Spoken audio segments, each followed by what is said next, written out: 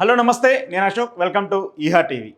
AP రాజకీయాలకు సంబంధించి గతంలో ఎన్నికలు వచ్చినప్పుడు చాలా సర్వే సంస్థలు తమ రిపోర్ట్స్ని బయటపెడుతూ వచ్చాయి. ఆ సర్వే సంస్థలకు సంబంధించి చాలా సర్వే సంస్థలు ఇచ్చినటువంటి రిపోర్టు చాలా అథెంటిక్గా వచ్చినటువంటి రిజల్ట్కి సరిపోయే విధంగా కూడా ఉంటూ వచ్చాయి. దానికి సంబంధించి కేకే సర్వే కావచ్చు, రైస్ సర్వే కావచ్చు, అలాగే కొన్ని నేషనల్ సర్వేస్ ఇచ్చినటువంటి సర్వేలు కూడా కూటమి ప్రభుత్వానికి, అలాగే కూటమికి సంబంధించిన నేతలకి ఎన్ని సీట్లు వస్తాయి, ఎంత మెజార్టీతో గెలుస్తారంటూ కూడా ఒక ఎస్టిమేషన్ అయితే ఇచ్చేటువంటి పరిస్థితిని కూడా మనం చూస్తూ. అయితే ఎన్నికలు ముగిశాయి, ఏడాది పాలన అయిపోయింది. ఈ ఏడాది తర్వాత కూడా ప్రజలు ప్రభుత్వానికి సంబంధించి పనితీరు పైన ఎలా అనుకుంటున్నారు, వాళ్ళు ఇచ్చినటువంటి పథకాలు పూర్తి స్థాయిలో అమలు చేస్తున్నారా లేదా, ఆ పథకాలకు సంబంధించి ప్రజల రివ్యూ ఎలా ఉంది, ప్రజల రెస్పాన్స్ ఎలా ఉందనేటువంటి ఒక సర్వేని రైస్ సంస్థ చేసుకుంటూ వచ్చింది. ఈ రైస్ సంస్థకు సంబంధించినటువంటి రిపోర్ట్ని ఇప్పుడు నేను ఎందుకు చెప్పదలుచుకున్నానంటే, గతంలో ఈ సర్వే సంస్థ కూటమికి సంబంధించి ఖచ్చితంగా అధికారంలోకి వస్తుంది, ఖచ్చితంగా వాళ్ళు గెలవబోతున్నారు, ఈ స్థాయిలో ఇన్ని స్థానాలతో గెలవబోతున్నారు, జనసేన ఇన్ని స్థానాలతో గెలవబోతుందని చెప్పేసి చాలా అథెంటిక్గా, చాలా క్లారిటీగా నిజమైన సర్వేని ఇస్తూ వచ్చింది. సో ఖచ్చితంగా వాళ్ళు నిజమైన సర్వే ఇస్తూ వచ్చారు కాబట్టి ప్రజలు దాన్ని నమ్ముతూ వచ్చారు. అదేవిధంగా ఏడాది పాలనకు సంబంధించి ఎమ్మెల్యేల పనితీరు కావచ్చు, మంత్రుల పనితీరు కావచ్చు, ముఖ్యమంత్రి గారి పనితీరు కావచ్చు, ఎలా ఉందనేది కూడా రైస్ సంస్థ సర్వే చేసుకుంటూ వచ్చింది. ఆ రైస్ సంస్థ చేసినటువంటి సర్వేకి సంబంధించి ఆయన ఇచ్చినటువంటి రిపోర్ట్ ఏంటి, గతంలో ఎంత యాక్యురేట్గా వాళ్ళు ఇస్తూ వచ్చారో ఇప్పుడు ఎలా ఇచ్చారు, ఏడాది పాలనకు సంబంధించి అసలు ప్రజలు ఏమనుకుంటున్నారు, నిజంగానే గత ప్రభుత్వానికి సంబంధించి ఈ ప్రభుత్వానికి సంబంధించి పరిణామాలు ఎలా ఉన్నాయి, ముఖ్యమంత్రిగా చంద్రబాబు నాయుడు గారి పనితీరు ఎలా ఉందంటూ కూడా అన్ని విభాగాలకు సంబంధించి అన్ని ఎమ్మెల్యేలకు సంబంధించిన రిపోర్ట్ని అయితే రైస్ సంస్థ ఒక క్లియర్ కట్ డేటా తీసుకొని ఈరోజు మన ముందు ప్రవేశపెడుతూ వచ్చింది. సో దానికి సంబంధించి వాళ్ళ పనితీరు ఎలా ఉంది ఏంటి అనేది కూడా ఒకసారి చెక్ చేద్దాం.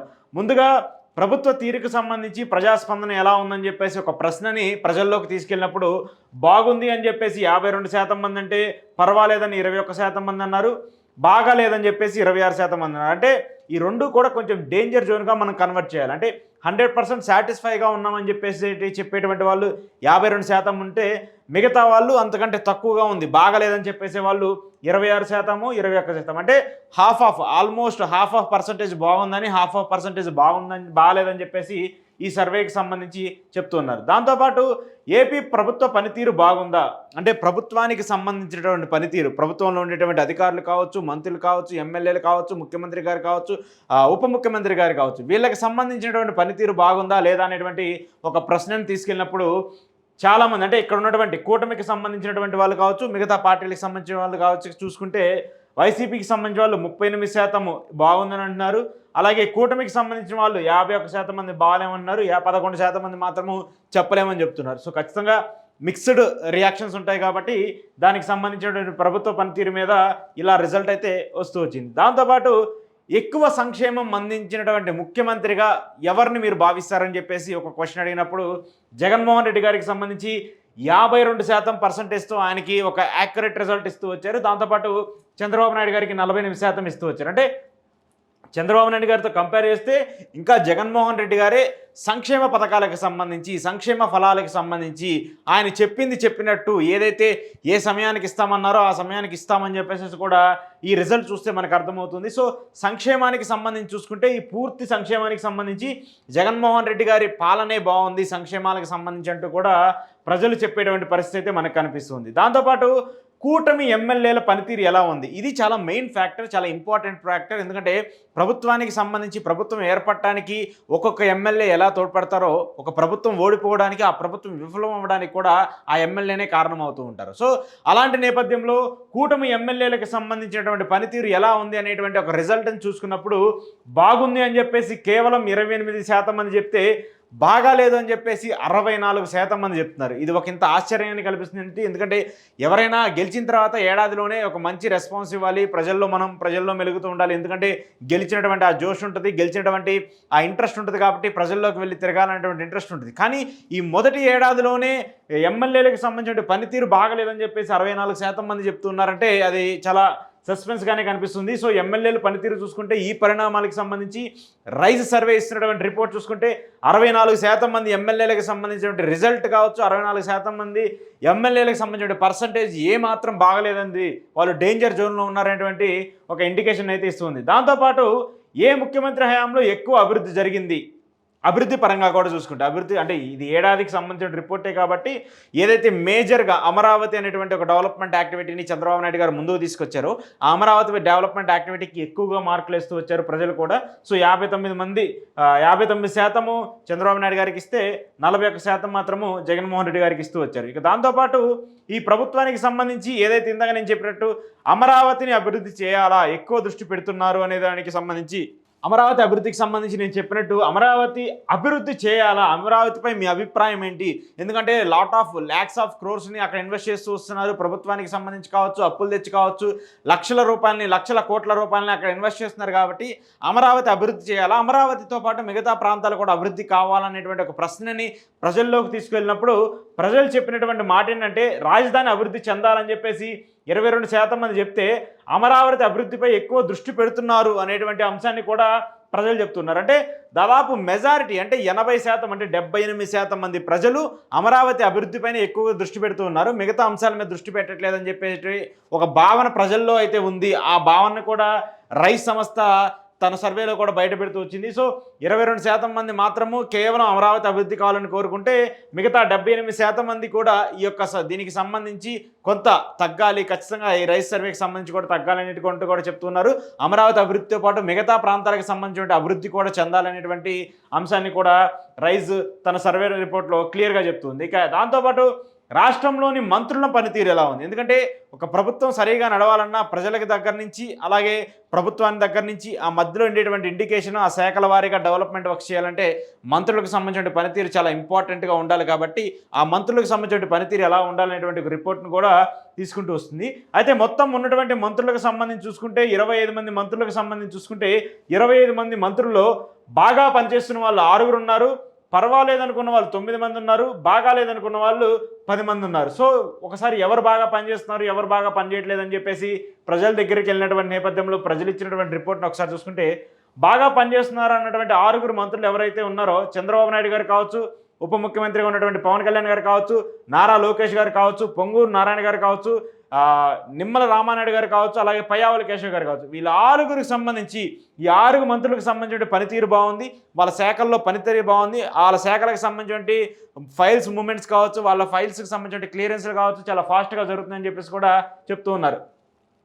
పర్వాలేదు అనేటువంటి రిపోర్ట్ ఎవరి దగ్గర ఉందంటే కొండపల్లి శ్రీనివాస్, టీజీ భరత్, గుమ్మడి సంధ్యారాణి, కందుల దుర్గేష్, అనగాని సత్యప్రసాద్, వంగలపూడి అనిత, నాదెండ్ల మనోహర్, కింజరపు అచ్చెన్నాయుడు, ఆనం రామనారాయణ రెడ్డి. సో ఈ 9 మంది ఎమ్మెల్యేలు ఈ మంత్రులకు సంబంధించి 9 మంది మంత్రులకు సంబంధించి పనితీరు పర్వాలేదు అనేటువంటి ఒక రిపోర్ట్ని అయితే ఇస్తున్నారు. దాంతోపాటు డేంజర్ జోన్లో ఉన్నటువంటి మంత్రులు ఎవరు? డేంజర్ జోన్ అంటే ఒక విధంగా మంత్రుల పనితీరు బాగుంటేనే ప్రభుత్వ పనితీరు కూడా బాగుంటుంది. కాబట్టి ఈ పనితీరు బాగాలేనటువంటి మంత్రులు ఎవరైతే ఉన్నారో కొల్లు రవీంద్ర కావచ్చు, సత్యకుమార్ యాదవ్ కావచ్చు, ఎండి ఫరూక్ కావచ్చు, కొలుసు పార్థసారథి కావచ్చు, డోలా బాల వీరాంజనేయ స్వామి, అలాగే గొట్టిపాటి రవికుమార్, బీసీ జనార్దన్ రెడ్డి, ఎస్ సవిత, మండపల్లి రాంప్రసాద్ రెడ్డి, అలాగే వాసంశెట్టి సుభాష్. సో ఈ ఎవరైతే ఈ 10 మంది ఉన్నారో వీళ్ళందరూ కూడా డేంజర్ జోన్లో ఉన్నట్టు మనకు తెలుస్తుంది. ఈ 10 మంది మంత్రులకు సంబంధించిన పనితీరు ఏమాత్రం బాగలేదని చెప్పేసి ఈ ఏడాది పాలనకు సంబంధించి ప్రజలు ఇచ్చినటువంటి రిపోర్ట్ మాత్రం మనకు చూసుకుంటే ఉన్నటువంటి 25 మంది మంత్రులు ఎవరైతే ఉన్నారో ఆ 25 మంది మంత్రులకు సంబంధించిన డేటాలో 6 మాత్రమే పనితీరు బాగుందని చెప్తున్నారు. దాంతోపాటు 9 మంది పనితీరు పర్వాలేదని చెప్తున్నారు.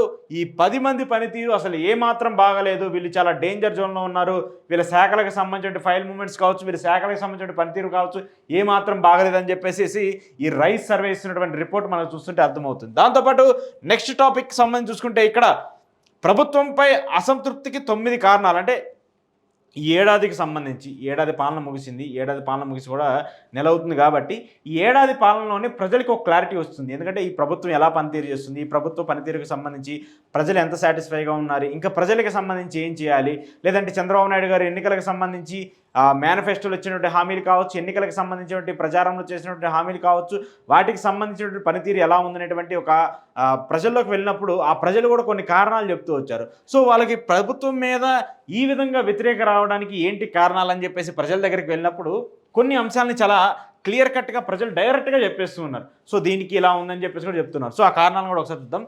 అమరావతి 2వ విడత భూసేకరణ మొదటి పాయింట్. రెండోది కక్ష సాధింపులో వైసీపీతో పోటీ. మూడోది ఆక్వా రైతుల కష్టాలు, సాధారణ రైతుల ఇబ్బందులు. నాలుగో సమస్య వచ్చేసి రేషన్ సరఫరాలో మార్పులు. ఐదోది వచ్చేసి హెచ్చుమీరుతున్న ఎమ్మెల్యేల అవినీతి. ఆరోది వచ్చేసి విద్యుత్ ఛార్జీలు, ఈ రంగ కార్మికులకు ఇచ్చిన హామీలకు సంబంధించినవి. ఏడోది వచ్చేసి నామినేటెడ్ పోస్టుల భర్తీ విధానము. ఎనిమిదోది గ్రామీణంలో కొనుగోలు శక్తి క్షీణత. తొమ్మిది వచ్చేసి సెటిల్మెంట్లు, ఇసుక దందాలు, లిక్కర్ పర్సంటేజ్. సో ఒక్కొక్కటిగా మనం వివరించుకుంటూ వద్దాము. దేనికి కారణాలు ఏంటి, ఎందుకు ఈ 9గా ప్రధానంగా ఈ 9 మీద ఎందుకు ప్రజలు వ్యతిరేకత ఉన్నారనేది.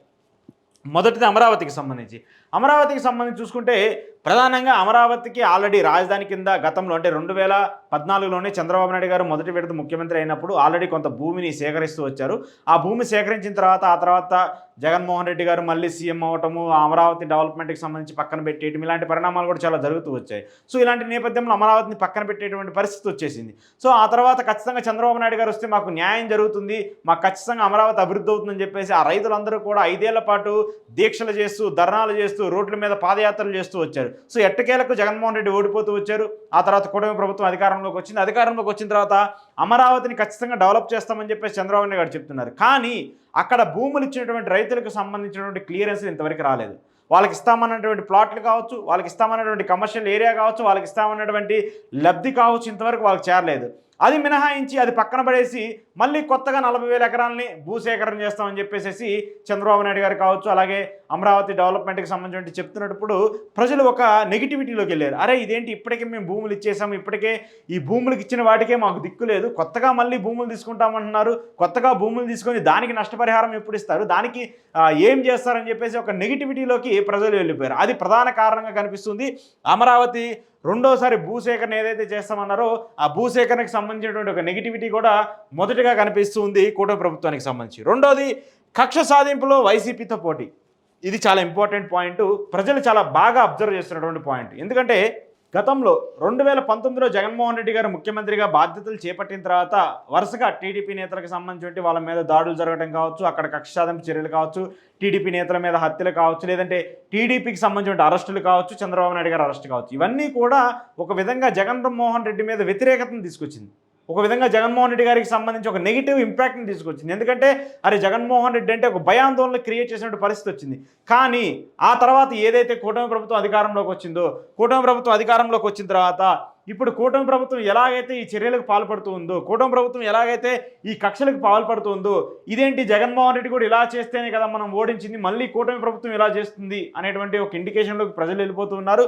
ఇలా కక్ష సాధింపు చర్యలు చేపట్టి వరుసగా అరెస్టులు జరుగుతూ ఉన్నటువంటి నేపథ్యంలో వాళ్ళందరూ కూడా నెగిటివిటీకి క్రియేట్ చేస్తున్న పరిస్థితి కనబడుతుంది. అంటే ఏదైతే లోకేష్ గారు రెడ్ బుక్ అనేటువంటి ఒక అంశాన్ని పట్టుకుంటూ వచ్చారో ఆ రెడ్ బుక్ ఇమేజ్ కూడా పాజిటివ్ కంటే కూడా నెగిటివ్గా ప్రజల్లో మైండ్లోకి వెళ్తుంది, నెగిటివ్గా ప్రజల్లో ఇంజెక్ట్ అయిపోతుంది. సో లోకేష్ ఇప్పుడు ఇలా చేస్తున్నారు కాబట్టి రేపు జగన్మోహన్ రెడ్డి వస్తే ఎంతకంటే ఎక్కువ చేస్తాడు. ఈయన రెడ్ బుక్ అని పెడితే ఆయన ఇంకో బుక్ పెడతాడు. ఖచ్చితంగా టీడీపీ నేతలకు సంబంధించో, టీడీపీ లీడర్లకు సంబంధించో, ఎమ్మెల్యేలకు సంబంధించో వాళ్ళు కూడా ఇబ్బంది పెడతారనేటువంటి చర్యలు అయితే కనిపిస్తున్నాయి.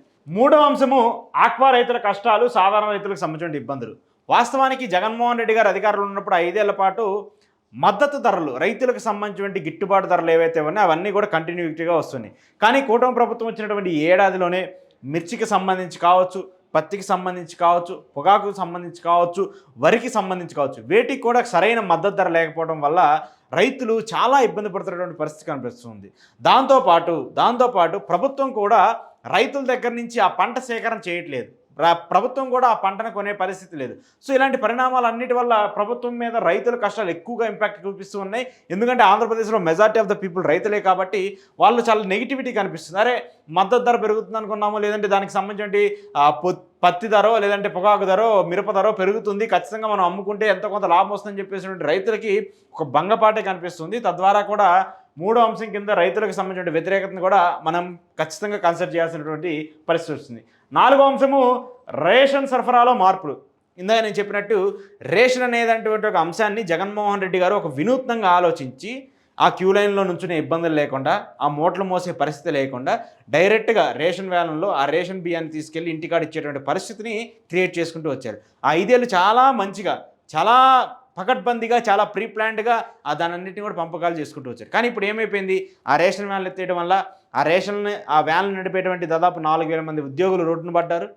ఇప్పటికీ కూడా ఈ మహిళలందరూ కూడా, లేదంటే వృద్ధులందరూ కూడా ఆ క్యూ లైన్లో నుంచొని మళ్ళీ పాతకాలంలాగా క్యాన్లు పట్టుకోనో లేదంటే బస్తాలు మోసుకునే పరిస్థితికి వచ్చింది. అదే జగన్మోహన్ రెడ్డి గారితో డైరెక్ట్గా ఇంటికి తీసుకెళ్ళి ఇచ్చేటువంటి పరిస్థితి ఉంది. దాని ద్వారా ఏమైపోయింది, ప్రజల్లో ముఖ్యంగా దీనికి సంబంధించి ఎవరైతే వృద్ధులు ఉంటారో వాళ్ళు ఎక్కువగా ఇబ్బందులు పడుతున్నారు. ఎందుకంటే వృద్ధులు క్యూ లైన్లో నుంచొని గంటల నుంచొని ఆ రేషన్ తీసుకునే పరిస్థితి ఉండదు కదా. వాళ్ళు ఎందుకంటే ఒక ఏజ్ ఫ్యాక్టర్ వచ్చిన తర్వాత అలాంటి తప్పులు జరుగుతున్నాయి కాబట్టి అలా క్యూ లైన్లో నుంచొని ప్రాణాలు కోల్పోతున్నారు కాబట్టి జగన్మోహన్ రెడ్డి గారు వ్యాన్లు అనేటువంటి ఒక విధానాన్ని తీసుకొచ్చారు. మీరు వచ్చి కొత్తగా దాన్ని సరిచేయకుండా ఇంకా ఎత్తేస్తామంటే మరి ఖచ్చితంగా అది ప్రజల్లో నెగిటివిటీ అవుతుంది. సో అలాంటి నెగిటివిటీ మీరు కూడా ఉందని చెప్పేసి చెప్తున్నారు. హెచ్చుమీరుతున్న ఎమ్మెల్యేల అవినీతి, ఎమ్మెల్యేలకు సంబంధించి ఇక దానికి సంబంధించి మనం ఏం చెప్పాలి, విపరీతంగా ఎమ్మెల్యేలకు సంబంధించి. ఎందుకంటే ఇంత మెజార్టీ వచ్చింది, 164 స్థానాలు వచ్చాయి, మనం ఏదైనా చేయొచ్చు, ఏమైనా చెప్పొచ్చు, ఎలాగైనా చేయొచ్చు అనేటువంటి ఒక రీతికి వెళ్ళిపోయారని చెప్పేసి ప్రతి నియోజకవర్గంలో ఉన్నటువంటి ఆ ఎమ్మెల్యేలకు సంబంధించిన అనుచరులు కావచ్చు, వాళ్ళు కావచ్చు, అక్కడ చేసినటువంటి అవినీతికి సంబంధించిన పరిణామాలు చూస్తే మనకు అర్థమవుతుంది. ఇక ఆరోది వచ్చేసి విద్యుత్ ఛార్జీలు, అలాగే ఆ రంగానికి సంబంధించిన కార్మికులకు సంబంధించిన ఇబ్బందులు, అవి కూడా చాలా పెద్ద ఎత్తున చెప్తున్నారు. గతంలో కూడా లోకేష్ గారు కావచ్చు, చంద్రబాబు నాయుడు గారు కావచ్చు, పవన్ కళ్యాణ్ గారు కావచ్చు, స్మార్ట్ మీటర్లు పెడితే పీకేండి అని చెప్పేసినటువంటి వ్యక్తులు ఇప్పుడు అదే స్మార్ట్ మీటర్లు పెట్టి అంతకంటే ఛార్జీలు ఎక్కువేసి అంతకంటే ప్రజల దగ్గర నుంచి వాళ్ళ నడ్డి విరిగే విధంగా ఛార్జీలు వడ్డిస్తూ ఉన్నారు. 300 కరెంటు బిల్లు వచ్చేది ఇప్పుడు 450 కరెంటు బిల్లు వస్తుంది. దానికి కారణం ఏంటంటే ఎవరు చెప్పట్లేదు. అలాంటి పరిస్థితి ఉంది. దాని మీద కూడా కొంత వ్యతిరేకత ఉందనేది కూడా చెప్తున్నారు. తర్వాతది నామినేటెడ్ పోస్టుల భర్తీ విధానం. ప్రభుత్వానికి సంబంధించి కూటమి అధికారంలోకి రావడానికి కావచ్చు, లేదంటే ఈ 3 పార్టీల కలయికకు సంబంధించి 3 పార్టీలు కూడా చాలా పకడ్బందీగా 3 పార్టీలు కలిసి పనిచేశాయి. ఎందుకంటే 164 స్థానాలకు సంబంధించి అంత హై మెజార్టీ రావాలంటే అంత ఈజీ కాదు. ప్రతి కార్యకర్త దగ్గర నుంచి వాళ్ళ కింద ఉండేటువంటి వ్యక్తులకు సంబంధించి వార్డు మెంబర్ దగ్గర నుంచి కూడా చాలా కష్టపడి పనిచేశారు. ఒక్కసారి అధికారం వచ్చిన తర్వాత ఆ కష్టపడిన పనిచేసిన వాళ్ళందరినీ పక్కన నెట్టేశారు. వాళ్ళ బంధువర్గమో లేదంటే వాళ్ళ బలగమో వాళ్ళ చుట్టూరు ఉన్నటువంటి వ్యక్తులు వాళ్ళకి మాత్రమే నామినేటెడ్ పదవులు ఇస్తూ వస్తున్నారు. గ్రామాలకు సంబంధించి, వార్డులకు సంబంధించి, సచివాలయాలకు సంబంధించి ఏదైనా సరే మా పార్టీ వాడా, మనకి క్లోజ్గా ఉండేవాడా, మన కులం వాడా, మనకు కావాల్సిన వాడా, ఇలా అనుకుని మాత్రమే పదవులు ఇస్తున్నటువంటి పరిస్థితి ఉంది. సో దానికి సంబంధించి కూడా కొంత వ్యతిరేకత ప్రజల్లో ఉన్నట్టు కూడా తెలుస్తుంది. దాంతోపాటు గ్రామీణంలో కొనుగోలు శక్తి క్షీణత, ఇది చాలా చాలా చాలా ఇంపార్టెంట్ పాయింట్. ఎందుకు నేను ఇది చాలా ఇంపార్టెంట్ పాయింట్ అని చెప్తున్నానంటే, గతంలో 5 ఏళ్ల పాటు, నేను అంతకుముందు పీరియడ్ని కంపేర్ చేయట్లేదు, గత 5 ఏళ్ల పాటుకి సంబంధించి చూసుకుంటే జగన్మోహన్ రెడ్డి గారు అధికారంలో ఉన్నటువంటి 5 ఏళ్ల పాటు ఏడాదికి సంబంధించి ఒక 4-5 సార్లు బటన్ నొక్కుతున్నాం అనేటువంటి ఒక పేరుతో ప్రతిసారి ఏదో ఒక రూపాన వాళ్ళ అకౌంట్లో డబ్బులు వేస్తుండేవాళ్ళు. అమ్మఒడి కిందో, రైతు భరోసా కిందో, తల్లి దీవెన కిందో, లేదంటే రియంబర్స్మెంట్ కిందో, లేదంటే మహిళలకు సంబంధించిన కేమ కిందో, కాపు నేస్తం కిందో, బీసీ నేస్తం కిందో, ఎస్సీ నేస్తం కిందో, ఇలా ప్రతి దానికి ఏదో ఒకటి బటన్ నొక్కుడు డబ్బులేటు. దానివల్ల ఏమైపోయింది, ప్రజల ఖాతాలో డబ్బులు ఉండేవి. ఆ డబ్బులు తీసుకెళ్ళి వాళ్ళ పిల్లలకు కావాల్సిన అంశమో లేదంటే వాళ్ళకి కావాల్సి ఏదైనా కొనుక్కోవాలంటేనో అది ప్రజలు మళ్ళీ ప్రభుత్వం దగ్గరికి వెళ్ళేది. అక్కడ కొనేటువంటి అంశం ఏమైపోద్ది, ట్యాక్స్ రూపంలో మళ్ళీ ప్రభుత్వం దగ్గరికి వెళ్తుంది. ఇలాంటి పరిణామం జరిగినప్పుడు ఏమైపోద్ది, ప్రజల్లో కొనుగోలు శక్తి పెరుగుతుంది, తద్వారా ప్రభుత్వానికి ఆదాయం వస్తుంది. ఆదాయం వచ్చేటువంటి డబ్బుల్ని తిరిగి మళ్ళీ ప్రజలకే ఖర్చు పెట్టే పరిస్థితి వస్తుంది. సో అలాంటి సర్కిల్ ఏదైతే ఉంటుందో, రెవెన్యూ సర్కిల్ ఏదైతే ఉంటుందో, అలాంటి రెవెన్యూ సర్కిల్ని ప్రజల దగ్గరికి జగన్మోహన్ రెడ్డి డైరెక్ట్గా తీసుకెళ్ళాడు. చాలామంది అంటూ ఉన్నారు ముసలమ్మ కూడా బటన్ నొక్కుతుంది, బటన్ నొక్కుతుందని. మరి ఇప్పుడు చంద్రబాబు నాయుడు గారు ఎందుకు బటన్ నొక్కట్లేదో నాకైతే తెలియదు. కానీ అలాంటి బటన్ నొక్కపోవడం వల్ల జరుగుతున్నటువంటి పరిస్థితి, గ్రామీణ ప్రాంతాల్లో దాదాపు 80% మంది గ్రామీణ ప్రాంతాల్లో ఉండేటువంటి వ్యక్తులు ప్రభుత్వం ఇచ్చేటువంటి డబ్బుల మీద ఆధారపడి బతికేటువంటి వాళ్ళు చాలామంది ఉన్నారు, కొన్ని లక్షల మంది ఉన్నారు. ఒక్కరోజు మీరు పెన్షన్ ఆపేయడం మొదలు పెడితే, ఒక్కసారి పెన్షన్ ఆపేయడం మొదలు పెడితే ఎన్ని ఇబ్బందులు వస్తాయో, ఎంత వ్యతిరేకత వస్తుందో మీరు చూస్తే ఆ పరిస్థితులు తెలుస్తూ ఉంటుంది. సో అలాంటి పరిస్థితులు ఉంటాయి. సో కాబట్టి గ్రామీణ ప్రాంతాలకు సంబంధించి కొనుగోలు శక్తి ఖచ్చితంగా తగ్గింది. దాని ద్వారా రాష్ట్రానికి రావాల్సినటువంటి జిఎస్టీ, జీడిపికి సంబంధించిన వసూళ్లు తగ్గుతూ వచ్చాయి. ఈ అంశాలన్నీ కూడా మరి ప్రభుత్వానికి ఎందుకు పట్టట్లేదో తెలియదు. కానీ ఇది కూడా ప్రజల్లో ఒక వ్యతిరేకత అయితే చూపిస్తున్నటువంటి భావన కనిపిస్తుంది. దాంతోపాటు చివరిగా సెటిల్మెంట్లు, ఇసుక దందా, లిక్కర్ పర్సంటేజ్లు. మరి దీన్ని ఎవరంటారో ఎందుకంటారో నాకైతే తెలియదు. కానీ ఖచ్చితంగా ఇది కూటమికి సంబంధించిన ఎమ్మెల్యేలు మేము చేయట్లేదు, మా ఎమ్మెల్యేలు మంచిగా పనిచేస్తున్నారు, ఇది మంచి ప్రభుత్వం అనే బోర్డు అయితే ఎలా పెడతారో అలాంటి బోర్డు మరి ఇక్కడ ఎందుకు వచ్చిందో నాకు అర్థం కాలేదు. సెటిల్మెంట్లు, ఇసుక దందా, లిక్కర్ పర్సంటేజ్లు. సెటిల్మెంట్లు ఎమ్మెల్యేల కన్సర్న్లోనే ఖచ్చితంగా జరుగుతాయి. ఇసుక దందా ఎమ్మెల్యే చెప్పంది అక్కడ ఏం జరగదు. ఇక లిక్కర్ అంటారా, గతంలో ప్రభుత్వం నడిపేది ఇప్పుడు ప్రైవేట్ పరం అయిపోయింది. ప్రైవేటు వాడు ఎన్నింటికి నడిపితే, ఎన్నింటికి ఓపెన్ చేస్తే అన్నింటికి, ఎన్నింటికి క్లోజ్ చేస్తే అన్నింటికి, పొద్దున 6 నుంచి అర్ధరైతే 11 దాకా ఓపెన్ చేసినా కూడా అడిగేవాడు ఉన్నాడు. ఎందుకంటే అది ఎమ్మెల్యే కన్సర్న్లో ఉంటుంది కాబట్టి. సో ఇవి కూడా ఎక్కువగా మెజారిటీగా ప్రభుత్వానికి సంబంధించి ఈ ఏడాదిలోనే ఈ 9 అంశాలు ప్రభుత్వానికి వ్యతిరేకంగా పనిచేస్తున్నాయి అనేది కూడా మనకు అర్థమవుతుంది. ఇక మరొక అంశము ప్రభుత్వానికి అనుకూలంగా పనిచేసినటువంటి 8 అంశాలు. రోడ్ల మరమ్మతులు, కొత్త రోడ్ల నిర్మాణము, అలాగే పెట్టుబడుల అభివృద్ధి, తల్లికి వందనం, రాజధాని అభివృద్ధి, ఉచిత గ్యాస్ సిలిండర్లు, అలాగే విద్యా పథకాలకు జాతీయ నాయకుల పేర్లు, ధాన్యం పొగాకు కొనుగోలు, అలాగే పంచాయతీల అభివృద్ధి. దీనికి సంబంధించి కూడా ఈ ఏడాది పాలనలో రూపకల్పన చేస్తూ వచ్చారు కాబట్టి ఒక పాజిటివ్ ఉందని చెప్పేసి కూడా రైస్ సంస్థ కూటమికి సంబంధించి చెప్తుంది. ఓకే, ఆంధ్రప్రదేశ్కి సంబంధించి ఎంపీల పనితీరు ఎలా ఉందనేది కూడా ఒకసారి చూసుకుంటే బాగుంది. అంటే మొదటి స్థానంలో ఉన్నటువంటి ఎంపీ పెమ్మసాని చంద్రశేఖర్, గుంటూరుకు సంబంధించినటువంటి ఎంపీ. ఆయన ప్రస్తుతం కేంద్ర సహాయ మంత్రిగా కూడా పనిచేస్తున్నారు. ఆయన పనితీరు బాగుందని చెప్పేసి ఆయన మొదటి స్థానంలో ఉన్నారు. రెండో స్థానంలో కింజరపు రామ్మోహన్ నాయుడు, ఆయన కేంద్ర విమానయాన శాఖ మంత్రిగా కూడా కూటమి ప్రభుత్వం ఉంది కాబట్టి ఆయన కూడా రెండవ స్థానంలో ఉన్నారు. ఇక చివరి స్థానంలో బిస్తుపాటి నాగరాజు గారు, మరి ఆయన చివరి స్థానంలో ఉన్నారంటే అసలు కనీసం ఆయన ప్రజలకి అందుబాటులో కూడా లేని పరిస్థితి అయితే తెలుస్తుందనేది కూడా చెప్తున్నారు. ఒకసారి ఎంపీలకు సంబంధించిన రిపోర్ట్ కూడా చూసుకుంటే తొలి స్థానంలో ఉన్నది పెమ్మసాని చంద్రశేఖర్, కింజరపు రామ్మోహన్ నాయుడు, మూడో స్థానంలో బైరెడ్డి శబరి, నాలుగో స్థానంలో కేసినేని శివనాథ్ అంటే కేసినేని చిన్ని విజయవాడ ఎంపీ, ఐదో స్థానంలో లావు కృష్ణదేవరాయలు, ఆరో స్థానంలో పుట్టా మహేష్ యాదవ్, అలాగే ఏడో స్థానంలో గురుమూర్తి ఈయన వైసీపీకి సంబంధించిన ఎంపీ. సో ఆయన అధికారంలో లేకపోయినా సరే ఖచ్చితంగా తమ పనితీరు బాగుంది అనేటువంటి అంశాన్ని కూడా చూపిస్తూ ఉన్నారు. వాళ్ళు కూడా పర్వాలేదని చెప్పేసి చెప్తున్నారు. దాంతోపాటు మధ్య స్థానంలో వైసీపీకి సంబంధించిన వ్యక్తులు ఉన్నారో ఉన్న పరిస్థితి కనిపించట్లేదు. వైసీపీకి సంబంధించిన వాళ్ళు ఎవరు కనిపించట్లేదు. సో ఇక్కడ అవినాష్, ఆయన కూడా వైఎస్ అవినాష్ రెడ్డి కడప ఎంపీగా ఉన్నారు. సో ఆయన పనితీరు బాగలేదని చెప్పేసి కూడా చెప్తూ ఉన్నారు. మరి అది వైసీపీకి కొంత డేంజర్ బిల్గానే కనిపిస్తుంది. దాంతోపాటు ఎమ్మెల్యేలకు సంబంధించిన పనితీరు. సో ఇక్కడ వీళ్ళు ఇచ్చినటువంటి రిపోర్ట్లు ఏముందంటే గ్రీన్ జోన్లో ఉన్నటువంటి ఎమ్మెల్యేలు అంటే సేఫ్గా ఉన్నటువంటి ఎమ్మెల్యేలు 32 మంది, ఆరెంజ్ జోన్లో ఉన్నటువంటి ఎమ్మెల్యేలు 90 మంది, రెడ్ జోన్లో ఉన్న ఎమ్మెల్యేలు 53 మంది. అంటే ఈ మూడుకు సంబంధించి అంటే సేఫ్ జోన్, మధ్యలో కొట్టుమిట్టాడుతున్న వాళ్ళు, అసలు ఏమాత్రం పనితీరు బాగానేటువంటి ఎమ్మెల్యేలు, ఏమాత్రం పనితీరు బాగానేటువంటి ఎమ్మెల్యేలు 53 మంది ఉన్నారట నియోజకవర్గాల వారీగా. మరి వాళ్ళ పర్సంటేజ్ ఏంటి అనేది కూడా ఒకసారి చూద్దాము. పర్వాలేదు, ఎలా ఉన్నారు, ఎవరు బాగున్నారు అనేది కూడా. సో మొదటిగా శ్రీకాకుళం జిల్లాకి సంబంధించి చూసుకుంటే మొత్తం శ్రీకాకుళం జిల్లాకి సంబంధించి 8 అసెంబ్లీ నియోజకవర్గాలు ఉన్నాయి. 8 అసెంబ్లీ నియోజకవర్గాల్లో కేవలం ఒక్క నియోజకవర్గం మాత్రమే సేఫ్ జోన్లో ఉంది. అది కూడా ఇచ్చాపురం నియోజకవర్గము. అక్కడ టీడీపీ ఎమ్మెల్యే ఉన్నటువంటి బెందాలం అశోక్ సేఫ్ జోన్లో ఉన్నట్టు కూడా మనకు తెలుస్తుంది. ఒకసారి చూసుకుందాము. ఆముదాల వలస కోన రవికుమార్, ఆయన టీడీపీకి సంబంధించిన అభ్యర్థి, ఆయన డేంజర్ జోన్లో ఉన్నారు. అంటే ఒక విధంగా యావరేజ్గా ఉన్నారు. ఆరెంజ్. హెచ్ఆర్లకు సంబంధించి ఈశ్వర్రావు, ఆయన కూడా మిడ్లో ఉన్నారు. ఇక ఇచ్చాపురానికి సంబంధించి అశోక్ బెందాలం, ఆయన మంచిగా పనితీరు చేస్తున్నారని చెప్పేసి చెప్తున్నారు. అలాగే నరసన్నపేటకి సంబంధించి బుగ్గా రమణమూర్తి, ఆయన చాలా డేంజర్లో ఉన్నట్టు చెప్తున్నారు. ఇక్కడ ఆయన పనితీరు ఏమాత్రం బాగలేదని చెప్పేసి ఏడాదికి సంబంధించి చూస్తుంటే అర్థమవుతుంది. దాంతోపాటు పలాస గౌతు శిరీష, ఆమె పనితీరు పర్వాలేదని చెప్పేసి చెప్తున్నారు. దాంతోపాటు పాతపట్నానికి సంబంధించి మమ్మిడి గోవిందరావు, ఈయన పనితీరు కూడా బాగాలేదని చెప్పేసి చెప్తున్నారు. దాంతోపాటు శ్రీకాకుళానికి సంబంధించి గొండు శంకర్, ఆయన పనితీరు బాగాలేదని చెప్తున్నారు. టెక్కలకు సంబంధించి అచ్చెన్నాయుడు గారు, ఆయన కూడా సేఫ్గా ఉన్నట్టు కూడా తెలుస్తుంది. సో ఈ 8 నియోజకవర్గాలకు సంబంధించి చూసుకుంటే శ్రీకాకుళానికి సంబంధించినటువంటి 8 మంది ఎమ్మెల్యేల పనితీరులో 2 సేఫ్గా ఉన్నారు, 3 డేంజర్ జోన్లో ఉన్నారు, మిగతా 3 మాత్రము పర్వాలేదు తమ పనితీరు అని చెప్పేసినటువంటి రిజల్ట్ కూడా రైస్ సర్వే ఇస్తుంది. దాంతోపాటు విజయనగరానికి సంబంధించి చూసుకుంటే బొబ్బిలికి సంబంధించి చూసుకుంటే ఇక్కడ ఆయన రంగారావు, ఇక్కడ ఆయన టీడీపీ ఎమ్మెల్యేగా ఉన్నారు. ఆయన పనితీరు బాగుందని చెప్పేసి చెప్తున్నారు. దాంతోపాటు చీపురుపల్లికి సంబంధించి కళా వెంకట్రావు కిమిడి, ఈయన వైసీపీకి సంబంధించి బొత్స సత్యనారాయణ గారి నియోజకవర్గం ఏదైతే ఉందో అక్కడ బై ద ఫస్ట్ ఫ్లోలో ఆయన గెలుచుకుంటూ వచ్చారు. కళా వెంకట్రావు గారు చాలా సీనియర్ లీడర్ టీడీపీకి సంబంధించి.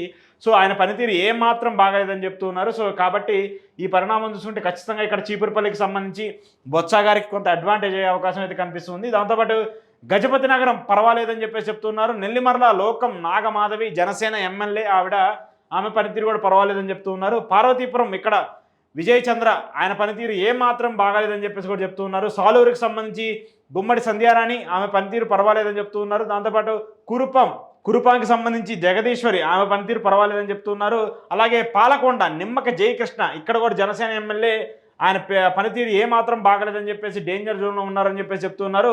విజయనగరము పోసుపాటి అదితి విజయలక్ష్మి, ఆమె పనితీరు పర్వాలేదని చెప్తున్నారు. రాజాము కొండు మురళి పర్వాలేదని చెప్తూ ఉన్నారు. దాంతోపాటు శృంగవరపుకోటకు సంబంధించి కొల్లా లలిత కుమారి ఆమె పనితీరు పర్వాలేదు బాగానే ఉందని చెప్పేసి కూడా చెప్తున్నారు. సో ఇక్కడ ఉన్నటువంటి ఈ నియోజకవర్గాలకు సంబంధించి చూసుకుంటే మొత్తం 3 సీట్లు డేంజర్ జోన్లో ఉన్నట్టు తెలుస్తుంది. ఒకటి చీపురుపల్లి, రెండోది పార్వతీపురం, మూడోది పాలకొండ. ఈ 3 నియోజకవర్గాలు డేంజర్లో ఉన్నాయని చెప్పేసి చెప్తున్నారు. సో ఈ 3 నియోజకవర్గాల్లో కొంత నెగిటివిటీ ఉంది. మొదటి ఏడాదిలోనే వీళ్ళు కనీసం పాస్ మార్కులు కూడా వచ్చినటువంటి పరిస్థితి లేదని చెప్పేసి కూడా రైస్ సర్వే సంస్థ చెప్తుంది. ఇక విశాఖపట్నంకి సంబంధించి చూసుకుంటే విశాఖపట్నం జిల్లాకి సంబంధించి చూసుకుంటే ఉన్నటువంటి నియోజకవర్గాల్లో మొదటిగా అనకాపల్లికి సంబంధించి బాగుందని చెప్పేసి చెప్తున్నారు. కొనతాల రామకృష్ణ ఈయన బాగా పనిచేస్తున్నారు. జనసేన పార్టీకి సంబంధించిన కీలక వ్యక్తి, జనసేన పార్టీ ఎమ్మెల్యే, ఆయన బాగా పనిచేస్తున్నారని చెప్పి చెప్తున్నారు.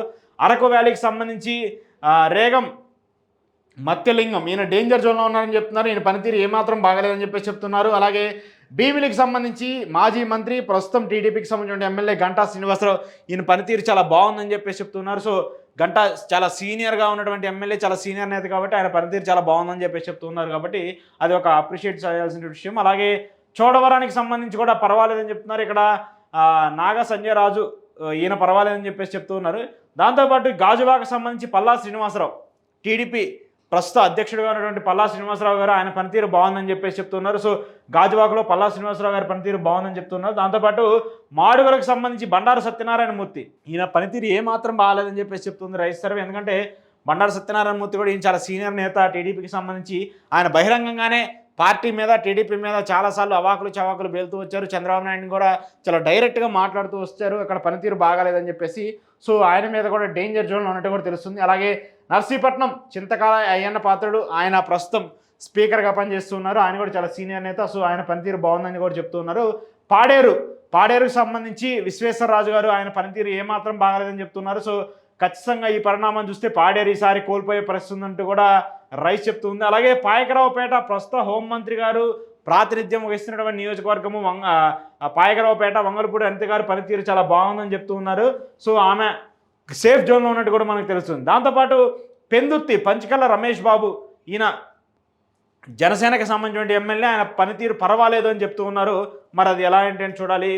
అలాగే విశాఖపట్నం ఈస్ట్ రామకృష్ణ బాబు ఆయన పనితీరు బాగుందని చెప్తూ ఉన్నారు. విశాఖపట్నం నార్త్ విష్ణుకుమార్ రాజు ఆయన బీజేపీ ఎమ్మెల్యే, ఆయన పనితీరు పర్వాలేదని చెప్పేసి చెప్తూ ఉన్నారు. అలాగే విశాఖపట్నం సౌత్ వంశీకృష్ణ శ్రీనివాస్ ఈయన జనసేన ఎమ్మెల్యే, ఈయన జనసేన ఎమ్మెల్యేకి సంబంధించిన నియోజకవర్గం కాబట్టి కొంత పనితీరు బాగలేదు, నెగిటివ్గా ఉందని చెప్పేసి చెప్తున్నారు. మరి ఇది కూడా కొంత జనసేనకి ఇబ్బంది అయ్యే పరిస్థితి అయితే ఖచ్చితంగా కనిపెడుతుంది. దాంతోపాటు విశాఖపట్నం వెస్ట్ వచ్చేసి గణబాబు ఆయన పనితీరు పర్వాలేదని చెప్తూ ఉన్నారు. అలాగే యలమంచిలి సుందరపు విజయ్ కుమార్ చాలా స్ట్రైక్, అంటే జనసేన పార్టీ కార్యకర్తగా ఉండి ఆ జనసేన పార్టీలో కీలక నాయకుడిగా మారి ఆ తర్వాత ఎమ్మెల్యే సీటు తెచ్చుకొని ఎమ్మెల్యే అయినటువంటి వ్యక్తి విజయ్ కుమార్ గారు. మరి ఈయన యలమంచిలి నియోజకవర్గం డేంజర్లో ఉందని చెప్తున్నారు. సో డేంజర్లో ఉంది కాబట్టి ఈయన కరెక్ట్గా మెజర్మెంట్స్ పాటించకపోతే ఈసారి ఓడిపోవడం పక్కా అనేటువంటి పరిస్థితి కూడా కనిపిస్తుంది ఈ పరిస్థితులకు సంబంధించి చూసుకుంటే. సో ఈస్ట్ గోదావరికి సంబంధించి జిల్లాకి సంబంధించి ఒకసారి ఆ నియోజకవర్గాల పరిస్థితి ఎలా ఉందో కూడా చూద్దాం. ఈస్ట్ గోదావరికి సంబంధించి చూసుకుంటే ప్రత్తిపాడు వరపుల సత్యప్రభ ఆమె పనితీరు పర్వాలేదని చెప్తూ ఉన్నారు. అమలాపురం అయినాబత్తుల ఆనందరావు ఆయన పనితీరు సూపర్ ఉందని చెప్తూ ఉన్నారు. అనపర్తి వచ్చేసి రామకృష్ణారెడ్డి నెల్లమల్లి పర్వాలేదని చెప్తూ ఉన్నారు. జగ్గంపేట జ్యోతుల నెహ్రూ పర్వాలేదని చెప్తున్నారు. కాకినాడ సిటీ వెంకటేశ్వరరావు కొండబాబు అలియాస్ కొండబాబు ఈయన పనితీరు పర్వాలేదు అనేటువంటి అంశం కూడా లేదు, చాలా డేంజర్గా ఉందనేది కూడా చెప్తూ ఉన్నారు. కాకినాడ రోడ్లు వచ్చేసి పంతం నానాజీ ఈయన కూడా జనసేన ఎమ్మెల్యే. జనసేన ఎమ్మెల్యేలు చాలా డేంజర్ జోన్లో ఉన్నట్టు మనకు తెలుస్తుంది. అంటే రెడ్ మార్క్ ఉంటే ఖచ్చితంగా బిలో పాస్ మార్కులు కూడా రానటువంటి పరిస్థితి ఉందని చెప్పేసి చెప్తున్నారు. కాబట్టి అది కొంచెం ఖచ్చితంగా ఇబ్బందే. అలాగే కొత్తపేటకు సంబంధించి చూసుకుంటే బండారు సత్యానందరావు ఆయన పనితీరు పర్వాలేదని చెప్తున్నారు. మండపేట జోగేశ్వరరావు ఆయన బాగా పనిచేస్తున్నారని చెప్తున్నారు. దాంతోపాటు ముమ్మిడివరం బుచ్చిబాబు ఆయన పనితీరు పర్వాలేదని చెప్తూ ఉన్నారు. అలాగే పి గన్నవరం గిడ్డి సత్యనారాయణ ఆయన పనితీరు అసలు ఏమాత్రం పి గన్నవరానికి సంబంధించి ఏమాత్రం బాగలేదని చెప్పేసి ఉన్నారు. అది కొంత ఇబ్బందికర పరిస్థితిగానే మనకు కనిపిస్తున్నాయి. ఇక పెద్దాపురానికి సంబంధించి చిన్నరాజప్ప నిమ్మకాయల ఆయన కూడా చాలా సీనియర్గా ఉన్నటువంటి నేత, టీడీపీకి సంబంధించి ఆయన పనితీరు బాగుందని చెప్తూ ఉన్నారు. గతంలో ఆయన డిప్యూటీ సీఎంగా కూడా పనిచేసినటువంటి వ్యక్తి చంద్రబాబు నాయుడు గారి హయాంలో 2014 నుంచి 19 సమయంలో. సో అది కూడా మంచి పనితీరుగా పర్వాలేదని చెప్తూ ఉన్నారు. ఇక పిఠాపురానికి సంబంధించి పవన్ కళ్యాణ్ గారి పనితీరు సూపర్ ఉందని చెప్పేసి చెప్తూ ఉన్నారు. మరి దీనికి సంబంధించి ప్రజలు ఏమంటారు కూడా చూడాలి. దాంతోపాటు రాజమండ్రి సిటీ ఆదిరెడ్డి శ్రీనివాస్ కావచ్చు, అలాగే రాజమండ్రి రూరల్ బుచ్చయ్య చౌదరి గారు కావచ్చు, వీళ్ళు కూడా చాలా సీనియర్గా ఉన్నటువంటి ఎమ్మెల్యేలు టీడీపీకి సంబంధించి. సో వాళ్ళ పనితీరు బాగుందని చెప్పేసి కూడా చెప్తున్నారు. ఇక రాజానగరం బత్తుల బలరామకృష్ణ, ఇది జనసేన పార్టీకి సంబంధించిన నియోజకవర్గం. ఇక్కడైతే ఏమాత్రం పనితీరు బాగలేదు, వీళ్ళు డేంజర్ జోన్లో ఉన్నారని చెప్తూ ఉన్నారు. అది చాలా కష్టంగా కనిపిస్తుంది ఆయనకి, జనసేనకి సంబంధించి. రామచంద్రాపురం వాసంశెట్టి సుభాష్, ప్రస్తుతం ఆయన మంత్రిగా కూడా ఉన్నారు. ఆయన పనితీరు అసలు ఏమాత్రం బాగలేదు. ఆయన మంత్రి పనితీరులో కూడా రెడ్ మార్క్లోనే ఉన్నారు, అలాగే ఎమ్మెల్యే పనితీరులో కూడా రెడ్ మార్క్లోనే ఉన్నారు. సో వాసంశెట్టి సుభాష్ గారు ఒకసారి ఆయన రీచెక్ చేసుకోవాలి, ఎందుకంటే డేంజర్ జోన్లో ఉన్నారు కాబట్టి ఆయన సరిగా పనితీరు లేకపోతే ఆయన మంత్రి పదవి పోయే పరిస్థితి వస్తుంది, ఎమ్మెల్యేగా కూడా నెక్స్ట్ సీట్ వచ్చే పరిస్థితి ఉంటుంది కాబట్టి అది కష్టంగా. అలాగే రంపచోడవరం పర్వాలేదని చెప్పేసి చెప్తున్నారు. రాజోలు దేవ వరప్రసాద్, ఈయన గతంలో కూడా 2019 ఎన్నికల్లో జనసేన పార్టీ గెలిచింది ఒకే ఒక్క స్థానం, అది కూడా రాపాక వరప్రసాద్, అక్కడ జనసేన పార్టీకి సంబంధించి ఉన్న అప్పుడు ఎమ్మెల్యే. ఇప్పుడు దేవ వరప్రసాద్, ఈయన పనితీరు కూడా ఏమాత్రం బాగాలేదని చెప్పేసి రాజోలకు సంబంధించి చెప్తూ ఉన్నారు. ఇక తునికి సంబంధించి దివ్య యనమల, అంటే యనమల రామకృష్ణ గారి కుమార్తె దివ్య యనమల ఇక్కడ పోటీ చేశారు. సో ఆమె పనితీరు పర్వాలేదని చెప్పేసి చెప్తూ ఉన్నారు తునికి సంబంధించి. ఇక ఆచంట పర్వాలేదని చెప్తూ ఉన్నారు. ఇక భీమవరం రామాంజనేయులు పులవర్తి, ఇక్కడ కూడా ఈయన కూడా జనసేన టీడీపీ నుంచి జనసేనలోకి వెళ్ళి అక్కడ గెలిచినటువంటి ఎమ్మెల్యే.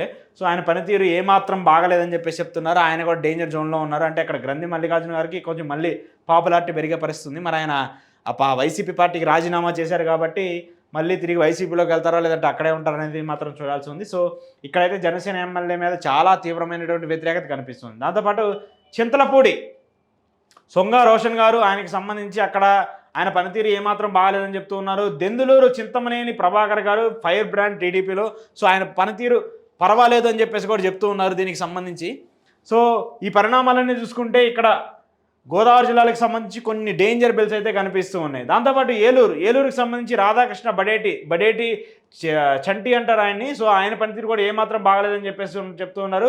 గోపాలపురం మద్దిపాటి వెంకటేశ్వరరాజు, ఆయన పనితీరు బాగుందని చెప్తూ ఉన్నారు. కైకలూరు కామినేని శ్రీనివాస్, మాజీ మంత్రి ఆయన కూడా ఆయన పనితీరు కూడా పర్వాలేదని చెప్తూ ఉన్నారు. కొవ్వూరుకు సంబంధించి ముప్పిడి వెంకటేశ్వరరావు, ఆయన రెడ్ జోన్లో ఉన్నారని చెప్తూ ఉన్నారు. నర్సాపురానికి సంబంధించి బొమ్మిడి నాయకర్ గారు, ఈయన కూడా నాయకర్ గారు కూడా జనసేన పార్టీకి సంబంధించిన ఎమ్మెల్యే, ఆయన పనితీరు కూడా పర్వాలేదని చెప్తున్నారు. నిడదవోలు, ఆయన పనితీరు కూడా పర్వాలేదని చెప్తూ ఉన్నారు. కందుల దుర్గేష్ గారు, ప్రస్తుతం జనసేన పార్టీ మంత్రిగా ఉన్నటువంటి వ్యక్తి, ఆయన పనితీరు కూడా పర్వాలేదని చెప్తున్నారు. ఇక పాలకొల్లు నిమ్మల రామానాయుడు గారు, ప్రస్తుతం మంత్రి గారు, జలవనరుల శాఖకు సంబంధించిన మంత్రి గారు, ఆయన పనితీరు బాగుందని చెప్పేసి చెప్తున్నారు. ఇక పోలవరం చిరి బాలరాజు, ఈయనైతే జనసేన పార్టీ ఎమ్మెల్యే, ఈయన పనితీరు అయితే అసలు ఏమాత్రం బాగలేదు. ఆయన అధికారం అంటే ఎమ్మెల్యే అయినటువంటి తర్వాత నుంచి ఆయన మీద పూర్తి స్థాయిలో వ్యతిరేకత వచ్చింది మొదటి 2-3 నెలల్లోనే. సో ఆయనకి సంబంధించి కొంత డేంజర్ జోన్లో ఉన్నారని కూడా చెప్తున్నారు. అలాగే తాడేపల్లి గూడెం బొలిశెట్టి శ్రీనివాస్ గారు, ఆయన కూడా జనసేన పార్టీకి సంబంధించినటువంటి ఎమ్మెల్యే, ఆయన పనితీరు పర్వాలేదని చెప్తున్నారు.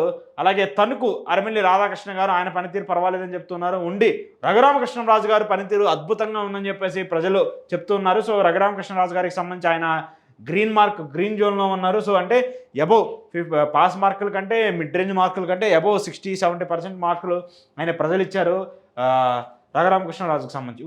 ఉండికి సంబంధించి చూసుకుంటే ఉండి కూడా చాలా డేంజర్ జోన్లో ఉంది. టీడీపీకి సంబంధించి ఇక్కడ గెలిచే పరిస్థితి కూడా కనిపించట్లేదని చెప్పి చెప్తున్నారు ఈసారి.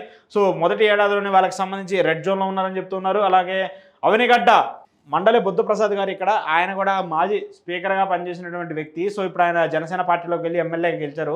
ఆయన పనితీరు కూడా ఏమాత్రం బాగలేదని చెప్తున్నారు. సో బుద్ధప్రసాద్ గారికి సంబంధించి ఆయన కూడా డేంజర్లో ఉన్నారని చెప్పేసి కూడా చెప్తున్నారు. గన్నవరంకి సంబంధించి యార్లగడ్డ వెంకట్రావు గారికి సంబంధించిన నియోజకవర్గం, అంటే వల్లభనేని వంశీ ఇప్పుడు ఎవరైతే జైల్లో ఉండి ప్రస్తుతం ఇబ్బందులు పడుతూ ఉన్నారో ఆయన నియోజకవర్గం. సో యార్లగడ్డ వెంకట్రావు గారికి పనితీరు పర్వాలేదు అని చెప్తూ ఉన్నారు. మరి దానికి సంబంధించి రాబోయే రోజుల్లో అక్కడ ఎలాంటి చేంజెస్ వస్తాయో కూడా చూడాలి. ఇక గుడివాడకి సంబంధించి వెనిగండ్ల రాము, ఈ నియోజకవర్గం గురించి ఒక 2-3 నిమిషాలు మాట్లాడదాం. గుడివాడ నియోజకవర్గం చాలా కాలం పాటు, అంటే అక్కడ ఉన్నటువంటి కొడాల నాని గారికి సంబంధించి ఆయన ఖచ్చితంగా ఎలాంటి పరిస్థితుల్లో ఏ ప్రభుత్వం మారినా ఆయన గెలుచుకుంటూ వచ్చేటువంటి ఒక నియోజకవర్గం. కానీ గతంలో చేసినటువంటి కొన్ని తప్పుల వల్ల కావచ్చు, ఆయన మాట్లాడినటువంటి మాటల వల్ల కావచ్చు, ప్రజలు ఒక వ్యతిరేకత భావజాలంలోకి వెళ్ళిపోయారు. ఆ తర్వాత వెనిగండ్ల రాము గారికి, ఆయన ఎన్ఆర్ఐ అయినప్పటికీ అక్కడి నుంచి ఇక్కడికి వచ్చి క్యాండిడేట్గా పోటీ చేసి మంచి మెజార్టీ, సాదాసీదా మెజార్టీ కూడా కాదు, దాదాపు మంచి మెజార్టీతో ఆయన విజయం సాధించుకుంటూ వచ్చారు. విజయం సాధించిన తర్వాత నేను ప్రజల్లోనే ఉంటాను, ప్రజల దగ్గరే ఉంటాను, కొడాల నాని కంటే ఇంకా బాగా గుడివాడిని అభివృద్ధి చేస్తాను, గుడివాడిని మల్టీ క్లాస్ టౌన్గా చేస్తానని చెప్పేసి ఆయన చెప్తూ వచ్చారు. కానీ మొదటి ఏడాదిలోనే ఆయన డేంజర్ జోన్లో ఉన్నట్టు కూడా మనకు తెలుస్తుంది. సో వెనిగండ్ల రాము గారు కానీ ఈసారి ఆయన జాగ్రత్త పడకపోతే మాత్రము ఇక్కడ ఇబ్బందికర పరిస్థితులు వస్తాయి. ఖచ్చితంగా మళ్ళీ ఇక్కడ కొడాలని తిరిగి విజయం సాధించే అవకాశం ఉంటుందనేది కూడా చెప్తూ ఉన్నారు. ఇక జగ్గయ్యపేటకు సంబంధించి ఇక్కడ తాతయ్య గారు, ఆయన శ్రీరామ్ తాతయ్య గారు పర్వాలేదని చెప్తూ ఉన్నారు. మచిలీపట్నం కొల్లు రవీంద్ర గారు మంత్రి గారు ప్రస్తుతం పర్వాలేదని చెప్తున్నారు. అలాగే మైలవరం వసంత వెంకట కృష్ణప్రసాద్ గారు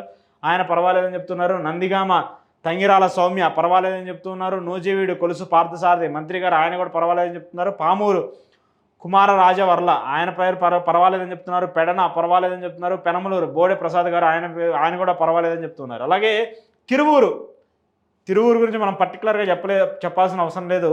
ఆయన ఏ స్థాయి నుంచి ఎమ్మెల్యేగా ఎదిగి ప్రజల్లో ఇప్పుడు ఎలా సంచలనంగా మారుతున్నారు, అక్కడ ఉన్నటువంటి డేంజర్ బెల్స్ ఎలా ఉన్నాయి కూడా మనకు అర్థమవుతుంది. సో కొలిగిపూడి శ్రీనివాసరావు గారు వన్ టైం ఎమ్మెల్యేగా ఎలా అయితే పేరు పొందుతారో అలాంటి పరిస్థితులు ఉన్నాయంటూ కూడా రైస్ సర్వే చెప్తుంది. సో కొలిగిపూడి శ్రీనివాసరావు గారు కూడా డేంజర్ జోన్లో ఉన్నారనేది కూడా మనకు అర్థమవుతుంది. ఇక విజయవాడ సెంట్రల్ బోండా ఉమా గారు చాలా బాగా పనిచేస్తున్నారని చెప్తూ ఉన్నారు. అలాగే విజయవాడ ఈస్ట్ గద్దె రామ్మోహన్ గారు ఆయన కూడా అక్కడ బాగా పనిచేస్తున్నారని చెప్తూ ఉన్నారు. ఇక విజయవాడ ఎస్ట్కి సంబంధించి సుజనా చౌదరి గారు పర్వాలేదు, అందుబాటులో ఉంటున్నారు, ఏమన్నా వస్తే వింటున్నారు అనేది కూడా చెప్తున్నారు. అలాగే గుంటూరు ఈస్ట్ ఎంఎన్ అహ్మద్ ఏ మాత్రం పనితీరు బాగాలేదని చెప్పేసి చెప్తున్నారు. గుంటూరు వెస్ట్ గల్లా మాధవి గారు ఆమె పనితీరు కూడా ఏమాత్రం బాగాలేదని చెప్తున్నారు. ఇక గుంటూరు జిల్లాకి సంబంధించి ఇది. ఇక బాపట్ల జిల్లాకి సంబంధించి చూసుకుంటే నరేంద్ర వర్మ వేగేసిన ఈయన కూడా కొత్తగా ఎమ్మెల్యే అయినటువంటి వ్యక్తి. బాపట్లకి సంబంధించి అంటే లోకేష్ గారి టీంని ఎలా అయితే బిల్డ్ చేసుకుంటూ వస్తున్నారో లోకేష్ గారి టీంకి సంబంధించి ఉన్నటువంటి వ్యక్తి నరేంద్ర వర్మ గారు. సో ఆయన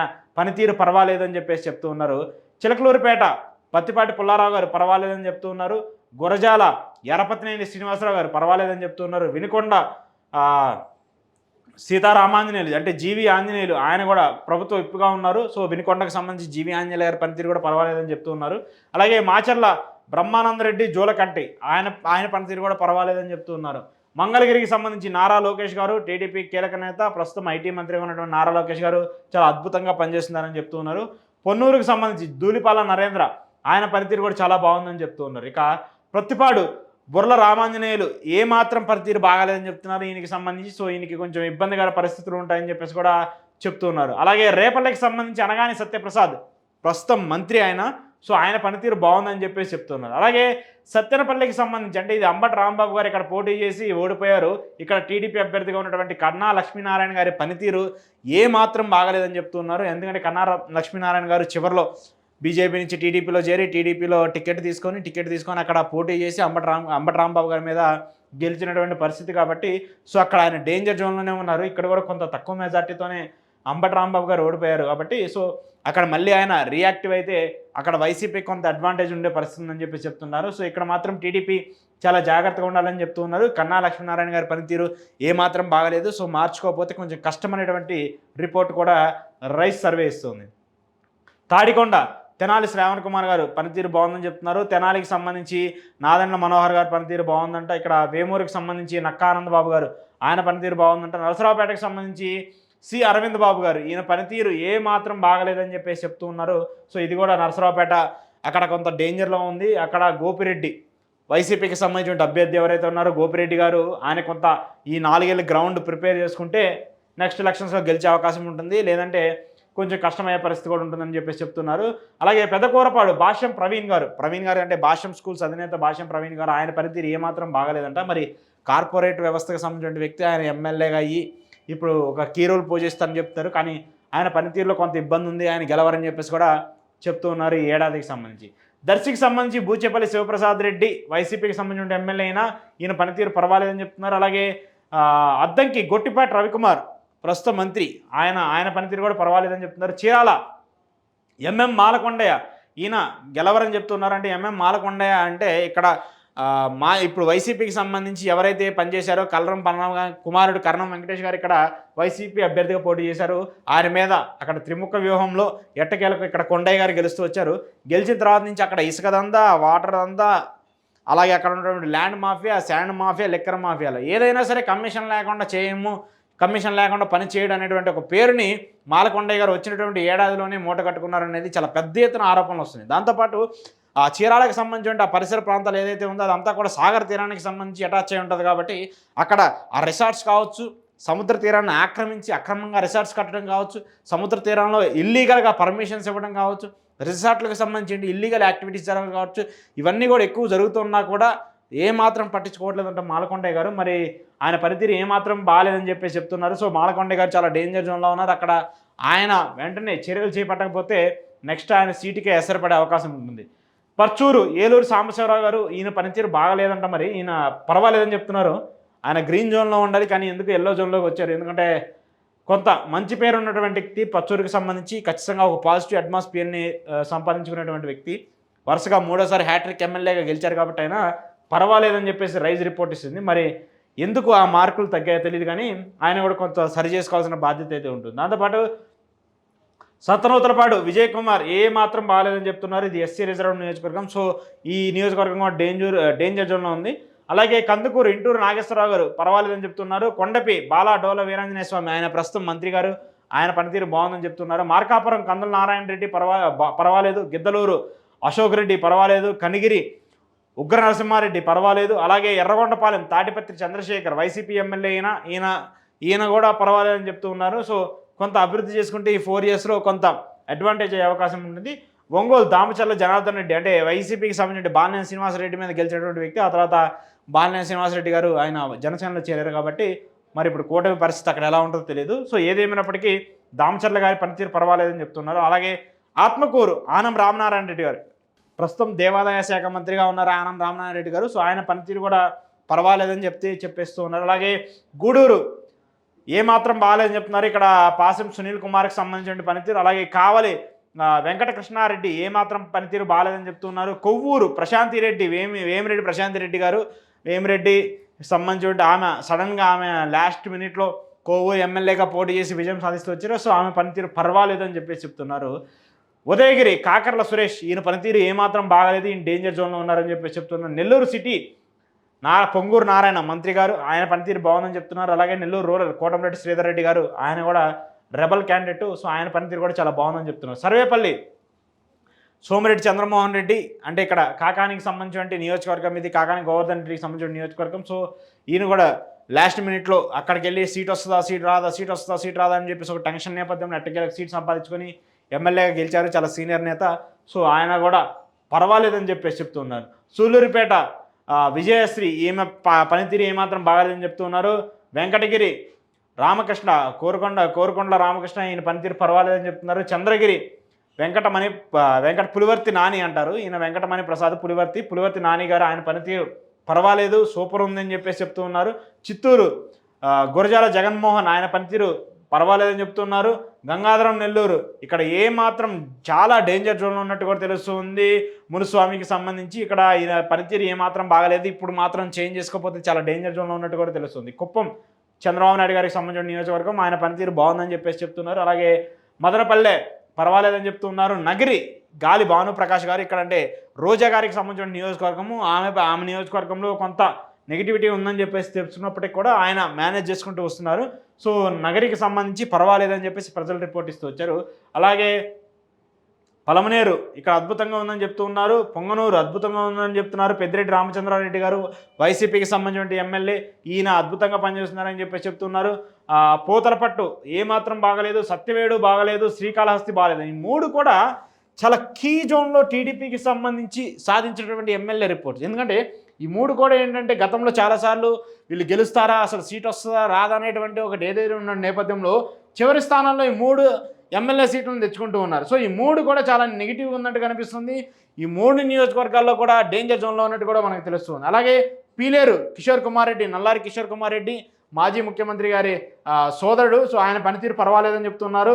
తంబాలపల్లె పెద్దిరెడ్డి ద్వారకానాథ్ రెడ్డి, ఆయన పనితీరు పర్వాలేదని చెప్తున్నారు. తిరుపతి అరణి శ్రీనివాసులు, జనసేన ఎమ్మెల్యే అయిన అరణి శ్రీనివాసులు, ఆయన చిత్తూరు నుంచి వచ్చి జనసేన టికెట్, తిరుపతి టికెట్ తీసుకొని అక్కడ విజయం సాధించినటువంటి వ్యక్తి.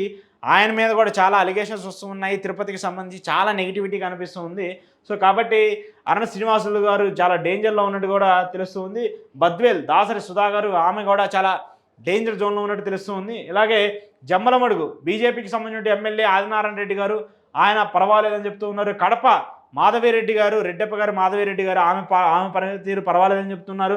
కమలాపురం కృష్ణ చైతన్యారెడ్డి, ఆయన పనితీరు పర్వాలేదని చెప్తున్నారు. మైదుకూరు సుధాకర్ రెడ్డి, పుట్టా సుధాకర్ రెడ్డి గారు, ఆయన పనితీరు పర్వాలేదని చెప్తున్నారు. ప్రొద్దుటూరు ఈయన పనితీరు కూడా పర్వాలేదని చెప్తున్నారు. పులివెందులకు సంబంధించి ప్రతిపక్ష నేత జగన్మోహన్ రెడ్డి గారి నియోజకవర్గము, ఆయన చాలా బాగా పనిచేస్తున్నారు, ఆయన పనితీరు చాలా బాగుందని చెప్పేసి కూడా చెప్తున్నారు. దీనికి సంబంధించి రాజంపేట బాగా పర్వాలేదని చెప్తున్నారు. రైల్వే కోడూరు అరవ శ్రీధర్, ఇది కూడా జనసేన పార్టీ నియోజకవర్గము, ఇక్కడ కొంత ఇబ్బందికర పరిస్థితులు ఉన్నాయి, డేంజర్ జోన్లో ఉన్నాయని చెప్తున్నారు. రాయచోటి ఇక్కడ కూడా పర్వాలేదని చెప్తున్నారు. అనంతపూర్ అర్బన్ దగ్గుబాటి వెంకటేశ్వర ప్రసాద్, అసలు ఈయన పనితీరు ఏమాత్రం బాగలేదు, డేంజర్ జోన్లో ఉన్నారని చెప్తున్నారు. అలాగే ధర్మవరం సత్యకుమార్ యాదవ్ బీజేపీ ఎమ్మెల్యే, ప్రస్తుతం ఆరోగ్య మంత్రిగా ఉన్నారు, ఆయన పనితీరు పర్వాలేదని చెప్తున్నారు. దాంతోపాటు హిందూపూర్ నందమూరి బాలకృష్ణ గారి నియోజకవర్గము, ఆయన అద్భుతంగా పనిచేస్తున్నారని చెప్తున్నారు. కదిరి పర్వాలేదని చెప్తున్నారు. కళ్యాణదుర్గము పర్వాలేదని చెప్తున్నారు. మడకసిర ఎంఎస్ రాజు గారు ప్రస్తుతం ఆయన టీడీపీకి సంబంధించినటువంటి ఎమ్మెల్యేగా ఉన్నారు, సో ఆ నియోజకవర్గము పర్వాలేదని చెప్తున్నారు. పెనుగొండ పర్వాలేదు, పుట్టపర్తి పర్వాలేదు, రాయపర్తు రాయదుర్గం పర్వాలేదని చెప్తున్నారు. సింగనమల బండారు శ్రావణి చాలా డేంజర్ జోన్లో ఉన్నారు. ఈవిడ కూడా లాస్ట్ మినిట్లో టికెట్ తెచ్చుకొని ఎలాగైనా గెలవాలని చెప్పేసి ఒక యంగ్ ఉమెన్గా రాజకీయాల్లోకి ఎంట్రీ ఇచ్చారు. సో ఎట్టకేలకు గెలిచారు. ఈమె కూడా సింగిల్ టైం ఎమ్మెల్యేగా ఉండిపోతారేమో అనేటువంటి పరిస్థితి అయితే కనిపిస్తుంది ఈ ఏడాదిలోనే. గుంతకల్లకు సంబంధించి గుమ్మనూరు జయరాం, ఈయన గతంలో మంత్రిగా పనిచేసి వైసీపీలో టికెట్ రాకపోతే టీడీపీలోకి వెళ్ళి టీడీపీ నుంచి ఎమ్మెల్యేగా గెలిచారు. మరి ఈయన మీద తీవ్రంగా వ్యతిరేకత ఉందని చెప్పేసి చెప్తున్నారు.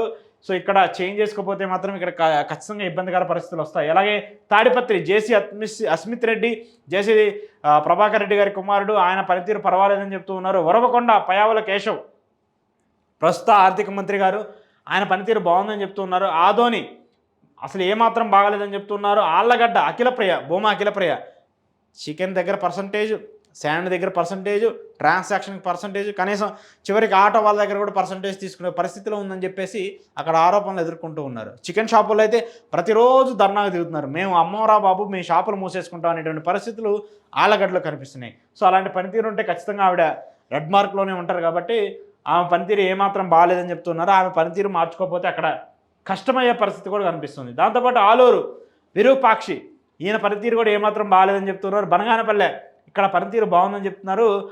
జనార్దన్ రెడ్డి, బీసీ జనార్దన్ రెడ్డి, ఆయన మంత్రిగా ఉన్నారు, ఆయన పనితీరు బాగుందని చెప్తున్నారు. అలాగే డోన్ కోట్ల సూర్యప్రకాష్ రెడ్డి గారు, ఆయన పనితీరు బాగుందని చెప్తున్నారు. కోడుమూరు ఇక్కడ ఏమాత్రం బాగాలేదు, దస్తగిరి గారి పనితీరుకు సంబంధించి, సో ఖచ్చితంగా ఆయన ఓడిపోతారని చెప్తూ ఉన్నారు. కర్నూలు టీజీ భరత్ గారు, ఆయన పనితీరు మంత్రి గారు, ఆయన పనితీరు బాగుందని చెప్పేసి అంటే పర్వాలేదని చెప్తున్నారు. మంత్రాలయం బాలనాగిరెడ్డి పర్వాలేదని చెప్తూ ఉన్నారు. నందికొట్కూరు పర్వాలేదు, నంద్యాల పర్వాలేదు. అలాగే పాణ్యం గౌరు చరితారెడ్డి, ఈవిడ కూడా ఇక్కడ పాణ్యానికి సంబంధించి అక్కడ ఉన్నటువంటి గౌర్ ఫ్యామిలీకి, అలాగే మిగతా అపోజిట్ వైసీపీకి సంబంధించి ఏదైతే ఉందో ఆయనకు కూడా చాలా కీ కంటెస్టెంట్ జరుగుతూ వచ్చింది. చివరి సమయంలో గౌర్ చరిత ఫ్యామిలీకి సంబంధించి గౌరు చరితారెడ్డి గారు విజయం సాధిస్తూ వచ్చారు. ఎందుకంటే ఒకసారి వాళ్ళు, ఒకసారి వీళ్ళు, ఒకసారి వాళ్ళు, ఒకసారి వీళ్ళు గెలుస్తూ వస్తారు కాబట్టి. సో ఈవిడ ఖచ్చితంగా ఈ 1 ఇయర్లో నెగిటివ్ మార్క్ వచ్చింది కాబట్టి, ఈ 1 ఇయర్ తర్వాత ఇంకా 4 ఇయర్స్ ఉన్నాయి కాబట్టి చేంజ్ ఓవర్ చేసుకోకపోతే చాలా డేంజర్ జోన్లోకి వెళ్తారు. ఇక్కడ చాలా ఇబ్బందికర పరిస్థితులు వస్తాయి కాబట్టి ఖచ్చితంగా ఉండాలి, చేంజ్ చేసుకోవాలి. అలాగే పత్తికొండ కేఈ శ్యామ్ కుమార్ పర్వాలేదు, ఆయన పనితీరు. శ్రీశైలం బుద్ధ రాజశేఖర రెడ్డి పర్వాలేదని చెప్తున్నారు. ఎమ్మింగనూరు జయనాగేశ్వర రెడ్డి పర్వాలేదని చెప్తున్నారు ఆయన నియోజకవర్గానికి సంబంధించి. సో మొత్తం ఇది 175 ఎమ్మెల్యేల నియోజకవర్గాలకు సంబంధించిన పనితీరు. ఎవరు డేంజర్ జోన్లో ఉన్నారు, ఎవరు సేఫ్ జోన్లో ఉన్నారు, ఎవరు సూపర్ సక్సెస్గా ఉన్నారని కూడా మనం చూసుకుంటూ వచ్చాం. సో ఉన్నటువంటి ఈ రిపోర్ట్ అంతా చూసుకుంటే ఇక్కడ గ్రీన్ జోన్లో ఉన్నటువంటి ఎమ్మెల్యేలు అంటే 32 మంది ఎమ్మెల్యేలు పనితీరు అంటే ఎప్పుడు ఎన్నికలు వచ్చినా 100% గెలవగలిగినటువంటి స్ట్రైక్ రేట్ ఉన్నటువంటి ఎమ్మెల్యేలు 32 మంది ఉన్నారని చెప్పేసి చెప్తూ ఉన్నారు. దాంతోపాటు ఇక సేఫ్ అంటే మధ్యలో ఉన్నటువంటి ఎమ్మెల్యేలు ఈ 4 ఏళ్ళ పనితీరు సరి చేసుకోకుండా, లేదంటే ఇలానే ఉంటామనుకుంటే ఇబ్బందికర పరిస్థితి ఎమ్మెల్యేలు కూడా 90 మంది వరకు ఉన్నారు. 90 మంది ఎమ్మెల్యేలకు సంబంధించి చూసుకుంటే ఇందాక నేను చెప్పినట్టు వాళ్ళందరూ కూడా పర్వాలేదు, వాళ్ళ పనితీరు, ఏదైనా సమస్య వస్తే వింటున్నారు, ఏదైనా ఇబ్బంది ఉంటే చెప్తున్నారు, ఏమైనా ఇబ్బంది ఉంటే క్లియర్ చేస్తున్నారు అనేటువంటి అంశాన్ని కూడా ఇక్కడ చెప్తూ ఉన్నారు. సో ఈ 90 మంది ఎమ్మెల్యేల పనితీరు బాగుందని చెప్పేసి చెప్తూ ఉన్నారు కాబట్టి ఈ 90 మంది దీన్ని కంటిన్యూ చేసుకుంటూ వెళ్తే రేపు ఎన్నికల సమయానికి వాళ్ళు సేఫ్ జోన్లో ఉండే అవకాశం ఉంటుంది. దాంతోపాటు డేంజర్ జోన్లో ఉన్నటువంటి ఎమ్మెల్యేలు ఎవరైతే ఉన్నారో దాదాపు 50 మందికి పైగా ఎమ్మెల్యేలు, నేను ఇందాక వివరించినట్టు 53 మంది ఎమ్మెల్యేలు కూడా చాలా డేంజర్ జోన్లో ఉన్నారు. ఈ 53 మంది ఎమ్మెల్యేలు పనితీరు అసలు ఏమాత్రం మారకుండా ఇలానే ఉంటే మాత్రం ఈసారి టికెట్లు వచ్చే పరిస్థితి కూడా ఉండదు. 53 మంది అంత డేంజర్ జోన్లో ఉన్నారనేది కూడా మనకి రైస్ సర్వే చెప్తుంది. మరి ఈ 53 మంది చేంజ్ అవుతారా లేదా అనేది కూడా చూడాలి. మెజారిటీ ఏంటంటే ఈ 53 మందికి సంబంధించి ఇక్కడ ఉన్నటువంటి రిజల్ట్ చూసుకుంటే ఎక్కువగా జనసేనకి సంబంధించిన ఎమ్మెల్యేలు ఉంటున్నారు. జనసేనకు సంబంధించి గెలిచినటువంటి 21 మంది ఎమ్మెల్యేల్లో ఒక్క పవన్ కళ్యాణ్ గారు మినహాయిస్తే, అంటే ఆయన పరిపాలన మినహాయిస్తే మిగతా వాళ్ళందరూ కూడా బిలో యావరేజ్, అసలు అట్టర్ ఫ్లాప్ అలాంటి పరిస్థితిలో ఉన్నారు. సో కాబట్టి అది ఖచ్చితంగా ఇబ్బందికర పరిస్థితులు వస్తూ ఉంటాయి జనసేన పార్టీకి. జనసేన పార్టీ ఖచ్చితంగా చేంజ్ ఓవర్ చేసుకోవాల్సిన పరిస్థితి ఉంటుంది కాబట్టి సో జనసేన అది ఎలా చేస్తుంది ఏంటనేది కూడా చూడాలి. సో మొత్తం ఒకసారి ఫైనల్ రిపోర్ట్ చూద్దాము ఎవరు ఎంతమంది ఎలా ఉన్నారనేది. సో గ్రీన్ జోన్లో 32 మంది, ఆరెంజ్ జోన్లో ఉన్నటువంటి ఎమ్మెల్యేలు 90 మంది, రెడ్ జోన్లో ఉన్నటువంటి ఎమ్మెల్యేలు 53 మంది. 62% జనసేన ఎమ్మెల్యేలకు ఈసారి నో ఛాన్స్, 22% టీడీపీ ఎమ్మెల్యేలకు ఈసారి నో ఛాన్స్. అంటే 62% మంది అంటే అక్కడ ఉన్నటువంటి 21లో దాదాపు 15 మంది అవుట్. 15 మంది అవుట్, ఈసారి గెలిచే పరిస్థితి కూడా ఉండదు. 20% మంది ఉన్నటువంటి 130 మందిలో 20% మంది అంటే ఒక 20-25 మంది అవుట్. అక్కడ ఒక 15, ఇక్కడ ఒక 25, ఎంత దాదాపు దగ్గరగా 45 మంది. ఇంకా బీజేపీ ఉంది, బీజేపీని మర్చిపోయారు. బీజేపీ ఉన్నటువంటి గెలిచినటువంటి వాళ్ళు 7-8 మంది ఎమ్మెల్యేలు కూడా వాళ్ళు కూడా ఈసారి కష్టమే అని చెప్తున్నారు. 2-3 మినహాయిస్తే మిగతా వాళ్ళు ఎవరు కూడా బీజేపీకి సంబంధించిన ఎమ్మెల్యేలు పనితీరు బాగాలేదని చెప్తున్నారు. సో ఓవరాల్గా చూసుకుంటే దాదాపు 53 మంది ఎమ్మెల్యేలు డేంజర్ జోన్లో ఉన్నట్టు మనకు అర్థమవుతుంది. ఈ 53 మంది ఎమ్మెల్యేలు కానీ పనితీరు మార్చుకోకపోతే టికెట్లు రావు, ఈసారి గెలిచే పరిస్థితి ఉండదు, వైసీపీకి అడ్వాంటేజ్ ఉంటుంది. ఖచ్చితంగా ఎప్పుడైనా మర్చిపోవద్దు, ఎవరైనా సరే ఎమ్మెల్యేలు గారు ఇప్పుడు మీరు ప్రభుత్వం ఉన్నారు కాబట్టి మీకు ఖచ్చితంగా వ్యతిరేకత యాడ్ అవుతుంది. ఆ వ్యతిరేకత ప్రతిపక్ష పార్టీకి అడ్వాంటేజ్ అయితే మాత్రము మీరు ఖచ్చితంగా ఇబ్బంది పడతారు. ఇప్పుడు ఈ పనితీరును మార్చుకోకపోతే రాబోయే రోజుల్లో మరిన్ని సమస్యలు వస్తాయండి. మిమ్మల్ని పక్కన పెట్టేసి ఇంకో కొత్త అభ్యర్థిని తీసుకొచ్చుకునే పరిస్థితులు వస్తాయి. కాబట్టి ఖచ్చితంగా పనితీరు మార్చుకోవాలని చెప్పేసి రైస్ సర్వే చెప్తూ ఉంది. ఈ పనితీరు మార్చుకోకపోతే ఇబ్బందులు ఉంటాయి, కూటమికి ఇబ్బందులు ఉంటాయి. ఖచ్చితంగా జగన్మోహన్ రెడ్డి మళ్ళీ తిరిగి వచ్చే అవకాశాలు కూడా ఉంటాయని చెప్పేసి రైస్ సర్వే చెప్తుంది. సో ఒక విధంగా చెప్పాలంటే ఓవరాల్గా ఈ ఒక 53, ఈ ఒక 11, 64 స్థానాలతో జగన్మోహన్ రెడ్డి ఇప్పుడు సేఫ్ జోన్లో ఉన్నాడు. 64 స్థానాలతో జగన్మోహన్ రెడ్డి ఇప్పుడు సేఫ్ జోన్లో ఉంది. ఎందుకంటే 53 మంది ఎమ్మెల్యేలు ఇబ్బందికర పరిస్థితుల్లో ఉన్నారని డైరెక్ట్గా ఈ ఏడాదిలోనే చెప్తున్నాయంటే రాబోయే రోజుల్లో ఈ సంఖ్య పెరుగుద్దే కానీ తగ్గదు కదా. వైసీపీకి సంబంధించినటువంటి ఇంప్రూవ్మెంట్ పెరిగిద్దే కానీ తగ్గదు కదా. కాబట్టి ఇప్పుడు మీరు సేఫ్ జోన్లో లేకుండా ఇప్పుడు ఏముందని ఇంకా 4 ఏళ్ళు ఉంది కదా అని చెప్పేసి వదిలేసి కాలు మీద కాలేసుకొని కూర్చున్నారంటే కష్టాల్లో పడతారు. జగన్మోహన్ రెడ్డి ఈసారి 44, 64 ఆల్రెడీ, ఎందుకంటే ఆయన పడిపోవడమే లీస్ట్గా పడిపోయాడు 11 స్థానాలు, అంతకుమించి పడిపోవడానికి ఏముండదు. కాబట్టి సో ఆ 11, ఈ ఒక 53, 64 స్థానాల్లో సేఫ్గా ఉన్నాడు జగన్మోహన్ రెడ్డి. సో ఆయన అధికారంలోకి రాకుండా ఉండాలంటే ముందు మీరు కష్టపడి పనిచేయాలి, ఈ 53 తగ్గించుకోవాలి, ఈ 90 మంది కూడా ఇంప్రూవ్మెంట్ చేసుకొని ఈ గ్రీన్ జోన్లోకి వెళ్ళలేకపోతే మాత్రము వాళ్ళకు కూడా ఇబ్బందికర పరిస్థితులు ఉంటాయనేది మాత్రం ఖచ్చితంగా అర్థమవుతుంది.